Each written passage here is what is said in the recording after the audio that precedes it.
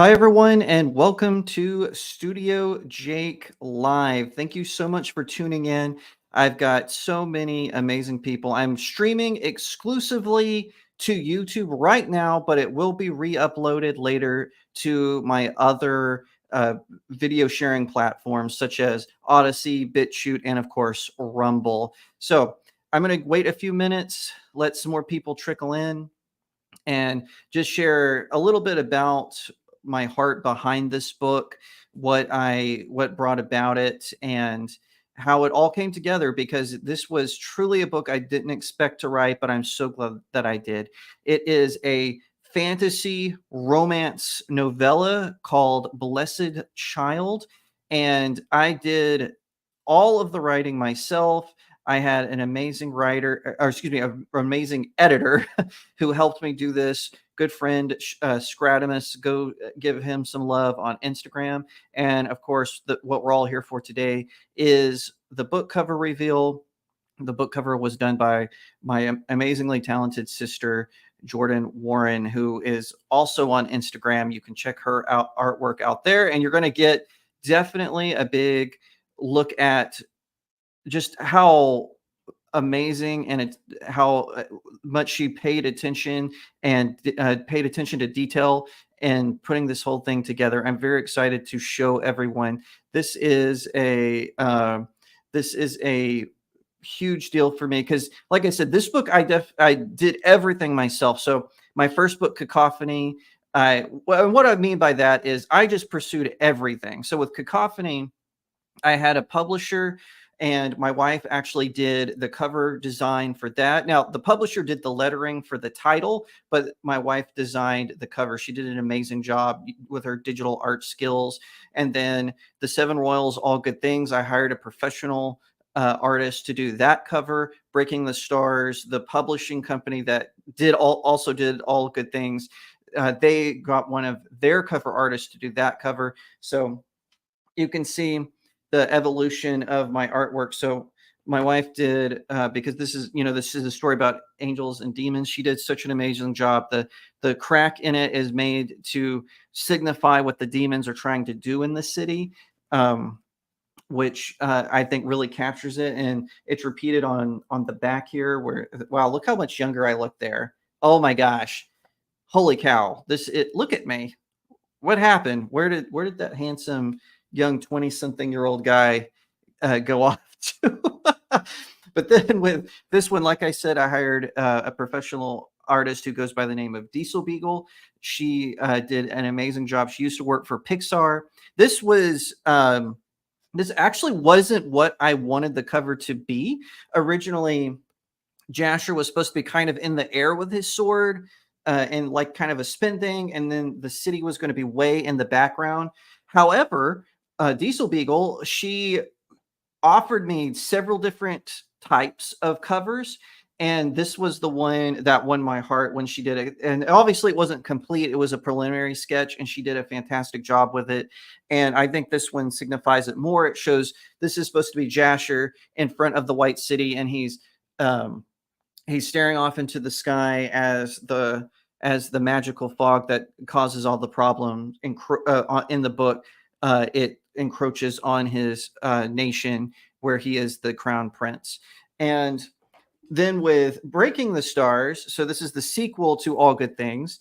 It's called Breaking the Stars. The Zodiac, specifically the Greek Zodiac, is a big part of this. The characters they're trying to stop a fan favorite villain called the Wicker Man. He's trying to collect all of these Zodiac stones, because if he collects all of them, kind of like a Pokemon, if he collects them all, he becomes super powerful. And it's a race to stop him. And also you have kind of an image of Philip, who's one of the characters here. He's one of the knights. The back continues, and look, another young. This was actually early 30s, I think. This is another young Jacob without the beard, but I'm really excited today because this book, I put so much passion and heart into it, and I really hope that whenever you read it, when it comes out in July, I really hope that you all love it, that you'll all just embrace it and say, hey, this book really impacted me. My goal is to it was to emotionally move the reader, and uh, from the responses I've gotten from the people who have read it, and that's been a very few. I've not let a lot of people look at this because, like I said, I've done everything with this book. I've besides the technical stuff, obviously, like I said, Scratimus edited it. My sister did the cover art, but I'm going to self-publish this on Amazon Kindle Direct Publishing. A very good friend of mine, C.S. Johnson, she's a very fine novelist. She's I offered to help me in that process, so I'm very excited to have someone who has used KDP to kind of hold my hand and guide me through this. So I'm looking forward to when it finally gets published and you're able to read it. Okay. I've got so many comments. And by the way, if you send me a super chat, I'm going to screenshot it and read it after the cover reveal. So for the first few minutes, I'm just going to talk about the cover and show you what I've got. So is everybody ready? This is it. This is the big cover reveal for Blessed Child, my upcoming fantasy romance novella. So here we go. Ta-da! And this is the blank version. So as you can see, you've got the two main characters, Princess Corinthi and Sir Matthew behind her. It's going to be a an epic tale. Behind them is the castle of the elves. And just look at this. My sister did such an amazing job. I'm so proud of her. Whenever it's so cool how my family has all gotten involved with my writing in some way. My mom was a big influence on how Cacophony was written. I was telling someone the other day on a separate interview, the ending to Cacophony was way darker because I was kind of going through a troubled time in my life, and my mom stepped in and was like, "Hey, I've read it. Why don't you end it with hope a little bit? Because there's like no hope with your ending. You need to have some hope with this ending." And so that's how it got the ending that it was. My dad has edited an upcoming novel. It's a superhero novel. I'm not quite ready to announce that. Like I said, my wife Rachel, she was my guide during writing the first two Seven Royals books, and of course did the cover design for Cacophony. So my whole writing career, I've had my family's back, and like now with this amazing cover where you see Princess Corinthi and Sir Matthew behind her. For those of you who are unaware of the story, it's I'm gonna read it in my Toonami voice. Blessed Child follows Corinthi, an elf princess ostracized by her own kingdom for carrying a child fathered by a human. With simmering tensions and whispers of rebellion, the king, Corinthi's father, takes a desperate measure. He hires Sir Matthew, a disgraced human knight on the path of redemption, to be his daughter's bodyguard. As the birth approaches and danger mounts, an unlikely bond blossoms between the princess and the knight. But can they survive the deep-seated conspiracy brewing against them? So that is the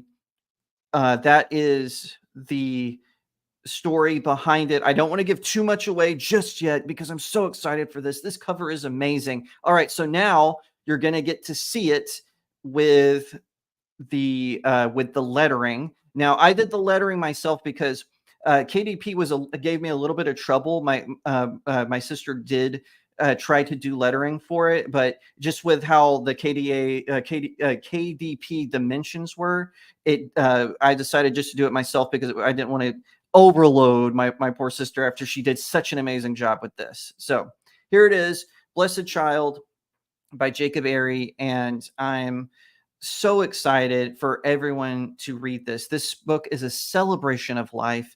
It explores the beauty of life, the complications of relationships, and so much more. I really hope that whoever picks this up is inspired by it, that, like I said, they're emotionally moved by it, because there is a lot of hurt in this world, and this book explores those themes of hurt, of loss, and I think that it will have something for everyone. I'm so excited for it.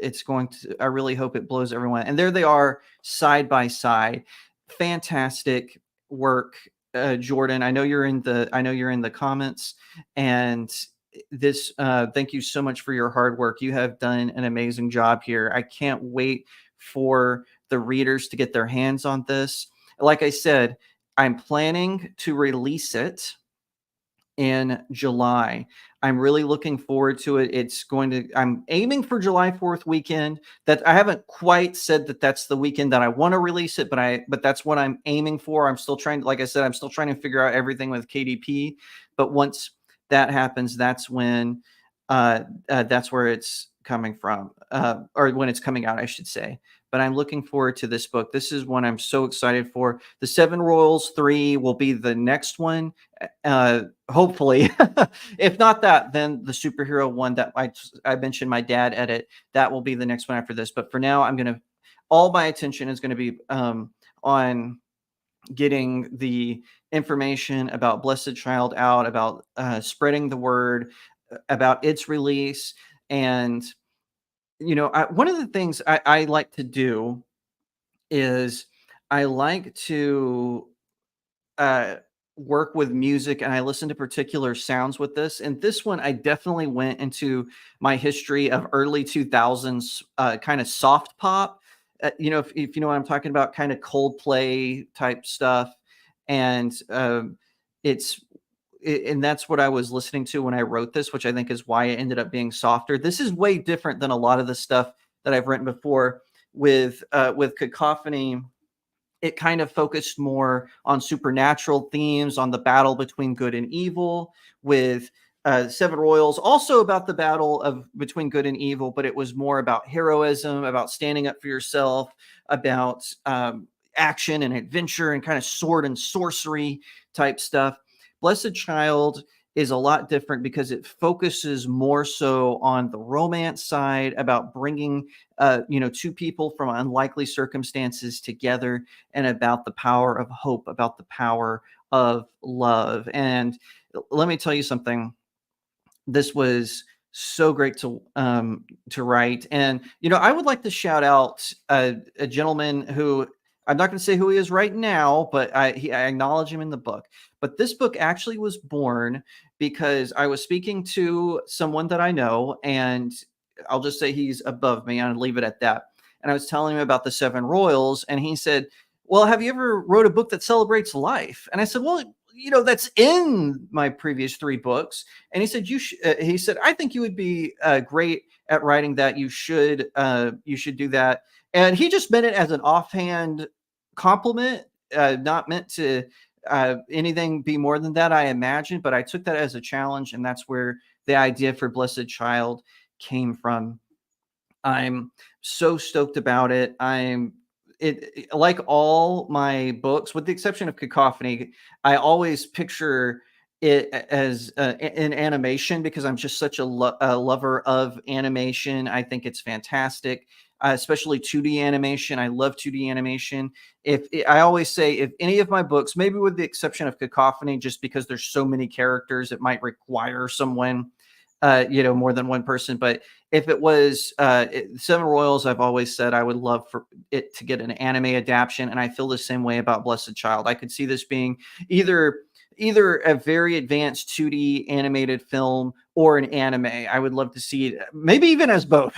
Maybe we could work that out with the studio, do the anime edition, and then do the Western animation edition. That would be a lot of fun. But this was so fun to write, so much fun to write. I know I sound like a broken record, but I just want everyone to just see the cover, see what a great job that my sister did. And I look forward to everyone reading this. I think that it's going to be one of my best books that have come out. And I'm not saying that as a humble brag. It's just because I did put so much work into this novel. I really wanted everyone to feel like it was a labor of love when they read it, because like I said, it's a celebration of life and what life means. It touches on so many themes that I mentioned earlier.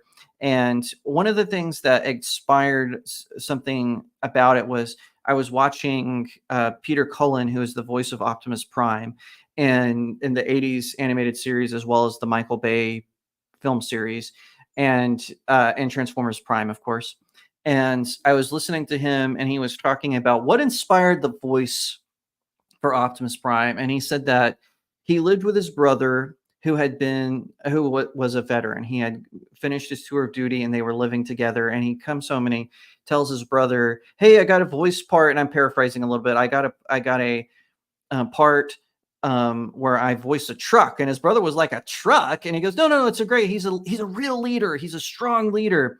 And he said his brother got real quiet suddenly and said, "Peter, if you're going to be a leader, don't be like these Hollywood pretenders. A real leader how to be knows to be strong enough to be gentle." And from that came the Optimus Prime voice from that conversation with his brother. And that was something that also inspired a moment in this book, and you'll probably be able to find it because if you read it, you'll definitely be able to find it. And that saying really got to me and stuck to me because to me, that's, we talk about, oh, on one side, you've got people that say men should be overly emotional sad sacks. And then on the other side, we've got people saying, no, no, no, men need to be alphas all the time. And they need to be rough and mean and dismissive. And no, there's that in between part about masculinity where you have to be a strong person, but sometimes you have to be strong enough to be gentle with something or with a person. And I really explored that here because it is true, Hollywood likes to throw us all these pretenders out, but I tried to make mine real. Yes, I know it's fantasy magic and sword fighting and elves and all this, but it's still, I want people to feel connected to the characters. I don't care your background, where you're from, who you are. I hope that when you pick up my book, even if you don't like it, I hope you will connect to these characters because I'm trying to write them with a very real and raw nature that you can feel connected to and that you can understand and maybe even empathize with a little bit. And I look forward to seeing everyone's reaction when the book is released on July 4th weekend, which, like I said, I'm aiming for that. So far it's looking like that is going to be possible. But I just wanted to let everyone know. I wanted everyone to see this amazing cover and see what else entails going forward. And I'm looking forward uh, for people's reactions, for the reviews, for everything in between. I honestly believe that if you read this, you will be moved in some way, shape, or form. And like I said, I want everyone to pick this up. Um, it doesn't have to be you. You have to be a particular person or a particular type of person. I don't want that. I want anyone to be able to pick up one of my novels to and read them and enjoy them. And for some reason, this one, I want that in triplicate. Now, you might be asking, what's the age range? Well, there is a little bit of violence in it. There are some mature themes, and some of that might go over a child's head, but it is supposed to be a mature story for mom and dad. However, I do believe older kids, such as teenagers, I do believe they could read this and understand it and hopefully enjoy it. But I did write this. There's this subgenre called new adult, and I wanted it to be where they can read it, but also if you're older you could read it. But if that's what I'm looking for. Now with Seven Royals, I wrote that in such a way where mom and dad could read that with their kids, and I wrote that for 12 and up. But this one, like I said, I wrote this with mom and dad in mind, but I did write it in a way if you want your teenagers to read it. And the only reason I'm saying teens is because there are some more mature themes in it that maybe a child below the age of, say, 13 or 14 might not be able to gather in their heads. But otherwise, I do think that everyone will enjoy it. I do think that you will be able to read this and enjoy it and have fun with it. And like I said, hopefully it moves you in some way because that's what I want as a writer, as an author. I'm not, I, if, listen, if I start to become like the James Cordens of the world, where like it's all about me, I want y'all to hold me accountable because I don't want that. I want my art, my craft, my writing, and the people who collaborate with me. I want it to be a place where the audience can love it, where they can applaud it and glean something for it from it, I should say. That's what I am aiming for with my work. I love reading, and I want other people to love reading. And I always try to write my books with that attitude. I never want to lose touch with anyone. I want everyone to have a good time when they go on these journeys with me into my imagination, into these stories, into these new worlds, and all come together. Oh, my wife, super cute wife, who's my mod and also my producer. After I said all that, she said, "I wouldn't let that happen. LOL. Your personality is too humble for that anyway. You respect your readers." Thank you, babe. I appreciate that. I love you. Thank you for saying that. And one thing before we move on, I wanted to share this comment from my sister, like I said, who did the art. She says, "Thank you for the opportunity to let me be a part of this incredible story. I'm so honored." So for the last few minutes, I'm going to go through the chats and say, Pixie, my amazing wife and producer and moderator, she sent me a heart and so much encouragement between and love in the chat. All of you are amazing, and it's been such a journey to go on to see where this has taken me as a writer. And one of the things that I decided early on was I made myself a rule when I started doing this, when I was writing Cacophony. And I just said, and I mentioned this on another show, I had written the O'Reilly Mysteries, which was a YA kids mystery series. I was I was still a teenager at the time. I think I was 16, and I was supposed to get it published. I had hired an agent. He was getting me connected with a publishing house that published clean fiction, and I was very stoked about this.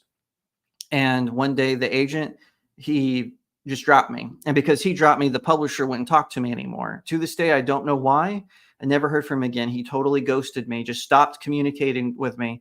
And so then the publisher didn't want to work with me. I found out later that that agent had started his own company. And I guess he just decided he didn't need me as a client. And he worked off commission, so I hadn't paid him anything. So it's not like I could say, "Hey, I paid for this. You should do this service." I never paid him any money, so at least he didn't scam me. But that really hit my ego. I had already started working on Cacophony at that point. I went through kind of a phase, and that's when how Cacophony, its original much darker ending, happened. And one of the things that I told myself is I'm not going to have any delusions of grandeur. I'm not going to let myself become those Hollywood pretenders, those celebrities, those celebrity authors. I'm not going to become them where I'm doing this just for the accolades. I'm writing because I love to write, and I want the people who read my books to love to read and maybe inspire you to write. I'm of the belief, and um, this is my YouTube. YouTube keeps censoring my comments about that person. I'm assuming she's talking about the agent who ghosted me. Um, the I want people. That's what I want from people. Is I want them to walk away because I believe that every person has at least one book of them in them. And I'm not saying it has to be fiction. I'm not saying it has to be nonfiction. I'm not saying it has to be particular genre. Even if it's a do-it-yourself book, because it's a skill that you know how to do. So you're like, "Hey, I want to show others how to do this because I love this skill so much."